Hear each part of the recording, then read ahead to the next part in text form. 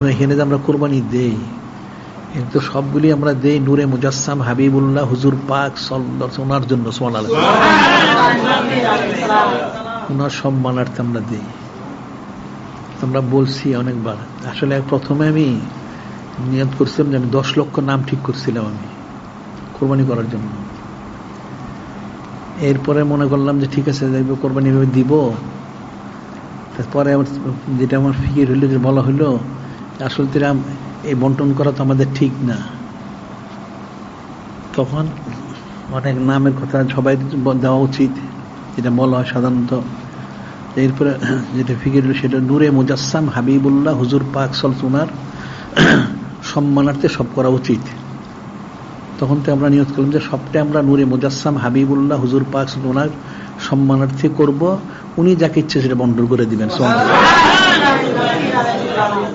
কারণ উনি তো বন্টন করার মালিক।